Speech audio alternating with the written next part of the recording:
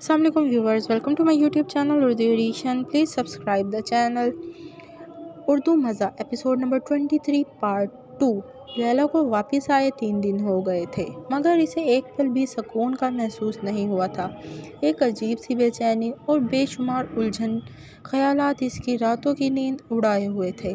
وہ پہلے جب بھی واپس آتی تھی تو آ کر تھکن سے ستائی گھنٹوں سوتی رہتی تھی، مگر اب کی بار وہ تھکی تو ضرور تھی مگر سو نہیں پا رہی تھی. ہر کامیابی کے بعد اس کے بدن میں ایک انرجی پیدا ہوتی تھی جو اسے دوبارہ ایڈم کے پاس جانے کے لیے اکساتی تھی. اسے اس کام میں ایک مزہ سا آنے لگا تھا، مگر اس بار ویسا کچھ نہیں ہو رہا تھا. اس کا یہ سفر بھی کامیابی کا تھا، مگر بدن میں کوئی انرجی نہیں تھی. وہ دوبارہ جانا تو چاہتی تھی، مگر جانے کے لیے اس کے پاس کوئی موٹیویشن نہیں تھی. ایک دور کی سلجھی سی لڑکی عجیب و غریب سوالوں میں الجھ کر رہ گئی تھی. وہ خود نہیں جانتی تھی آخر وہ کیا چاہتی ہے. جو کچھ بھی ہوا اس کو چھپا کر وہ کسی کو دھوکہ دے رہی ہے.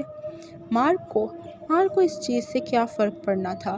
اس کی ٹیم نے تو اسے کال گرل بنا کر ہی بھیجا تھا. وہ تو جانتی تھی کہ لیلا ایسا ہی کرے.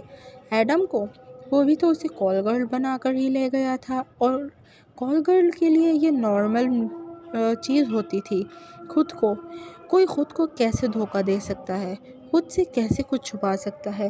پھر وہ سب کیا تھا اور کیوں تھا؟ وہ بالکل نہیں سمجھ پا رہی تھی کہ اس کی تار کہاں سے ٹوٹی تھی. شاید اس کا جواب صرف ایڈم کے پاس تھا، مگر ایڈم کہاں تھا یہ لیلا بھی نہیں جانتی تھی.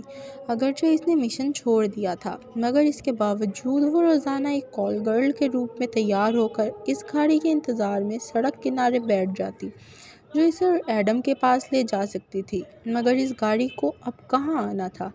یوں ہی دن گزرتے چلے گئے اور سوالات کی سوئیاں اس کے دماغ کو چبھونے لگی تھیں. وہ اس بار سویڈن کے دارالحکومت اسٹاک ہوم میں ایک بہت بڑی موومنٹ کرنے جا رہا ہے. پچھلی بار کے ہمارے آپریشن کو ذہن میں رکھتے ہوئے اس نے اس بار اپنی اسٹریٹجی تبدیل کی ہے. وہ اس بار اپنی موومنٹ کو روڈز کے بجائے ہوائی راستوں سے کرے گا. پہلی فلائٹ 3 دن میں نکلنے والی ہے جو اسٹاک ہوم سے سیدھا پیرس اترے گی. اس میں ہزاروں ٹن ہیروئن اور ڈرگز کو مختلف پیکس میں کی مدد سے شفٹ کیا جانے والا ہے. انسپکٹر مارک ایک بار پھر کوڈز ڈی کوڈ کرنے کے بعد انفارمیشن رپورٹ آفیسر کو سنا رہا تھا. کیا یہ صرف ایک ہی فلائٹ ہے مارک؟ نہیں، وہ اس بار کسی جلد بازی میں نہیں ہے. جب تک پہلی فلائٹ سے سامان اتر کر منزل تک نہیں پہنچ جاتا تب تک وہ دوسری فلائٹ نہیں نکلے گی جس کو اسٹاک ہوم سے سیدھا اٹلی کے شہر میلان تک جانا ہے. اس طرح جب اس جہاز سے سامان بحفاظت منزل پر پہنچ جائے گا تب وہ تیسری اور آخری فلائٹ نکلے گی جو اسٹاک ہوم سے 4 گھنٹے کی پرواز کے بعد یونان کے شہر ایتھنز میں اترے گی. اس کا مطلب یہ ہوا مارک کہ اگر کسی ایک فلائٹ میں بھی گڑبڑ نظر آئی تو وہ باقی کا سامان روک لے گا. ایگزیکٹلی سر. مگر سوال اہم یہ ہے کہ اسٹاک ہوم، پیرس، میلان اور یونان کا شہر ایتھنز، ان چاروں شہروں کے ایئرپورٹ یورپ میں مصروف ترین تصور کیے جاتے ہیں. وہ یہ سامان ان ایئرپورٹس کے ذریعے ہی کیوں شفٹ کر رہا ہے؟ مارک، اس کا مطلب بالکل صاف ہے کہ ان چاروں ایئرپورٹس پر جتنا بھی ایئرپورٹ عملہ ہے وہ اس ساری کارروائی پر ایڈم کے ساتھ ملا ہوا ہے. تب ہی تو اس کا سامان یہاں سے پاس آؤٹ ہوگا. اور یہ صورتحال ہمارے لیے بہت الارمنگ ہے سر کہ ایئرپورٹس کا عملہ تک اس کے ہاتھ کا کھلونا بنا ہوا تھا اور ہمیں آج تک کچھ پتہ ہی نہیں چلا. مارک نے اپنی تشویش کا اظہار کیا تھا. ابھی تو صرف یہ 4 ایئرپورٹس ہیں.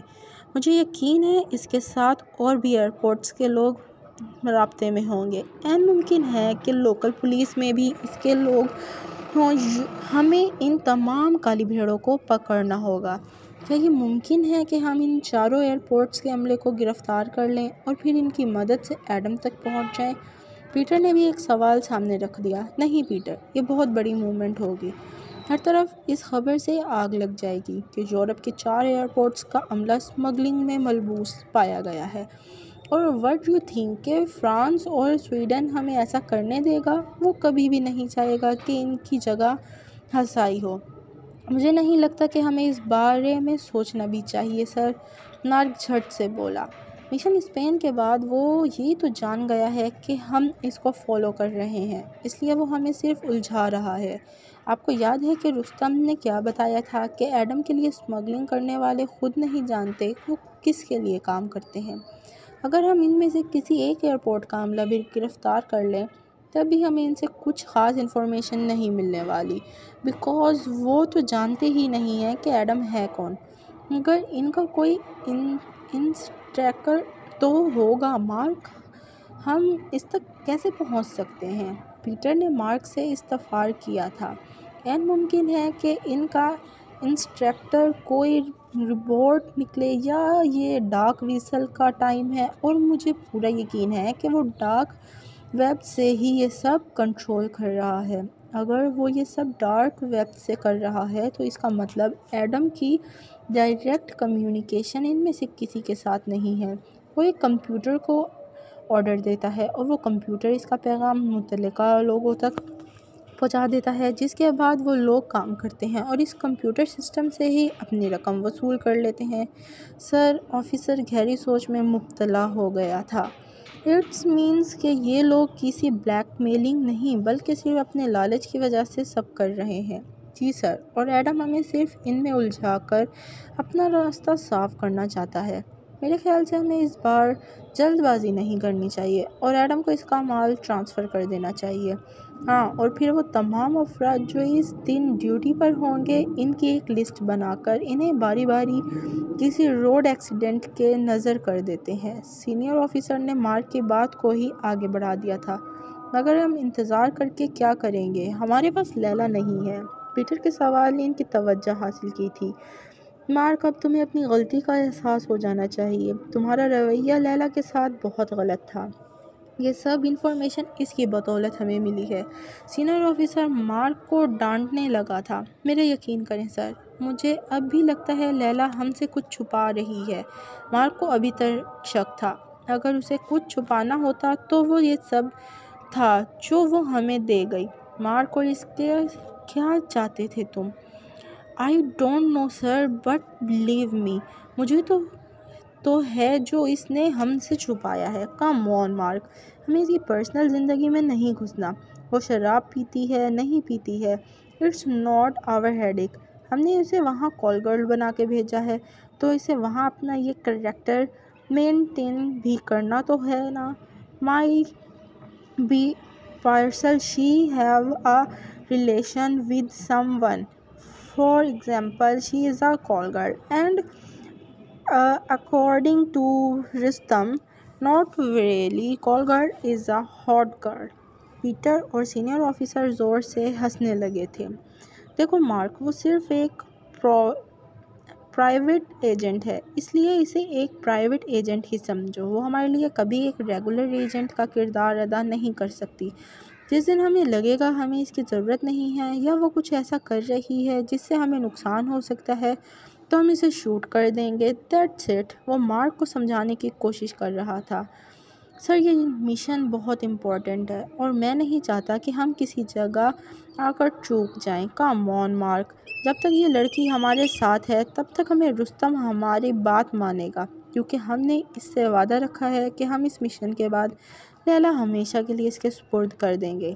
تب تک ایڈم کے لیے نہیں تو رستم کے لیے ہی صحیح، مگر ہمیں اس لڑکی کو اپنے ساتھ رکھنا ہے۔ تم اور پیٹر جاؤ اور لیلا کو کسی طرح کر کے واپس لے کر آؤ۔ میں تب تک یہ ایئرپورٹس کی انفارمیشن لیتا ہوں تاکہ ہم اپنا اگلا پلان ترتیب دے سکیں۔ سینئر آفیسر کے حکم پر نہ چاہتے ہوئے بھی مارک کو پیٹر کے ساتھ جانا پڑا تھا، اور جیسے ہی لیلا کے ہوٹل روم میں پہنچا تو لیلا شیشے کے سامنے بیٹھی تیار ہو رہی تھی۔ کیا ہوا پیٹر سر، آپ آج خود یہاں تشریف لائے ہیں؟ لیلا ہونٹوں پر لپسٹک لگائے ہوئے شیشے میں ہی پیٹر کو دیکھ کر مخاطب ہوئی تھی۔ لیلا، جو بھی ہوا بھول جاؤ، ہم چاہتے ہیں کہ ہم دوبارہ ایک ٹیم کی طرح کام کریں۔ کیوں پیٹر سر؟ کیا سر مارک کے سائز کی بکنی آپ کو مارکیٹ سے نہیں ملی یا مسٹر مارک کے بدن پر بال زیادہ ہیں؟ Please viewers, subscribe the channel, press the bell icon, like video, do comments and share with your friends. Thank you.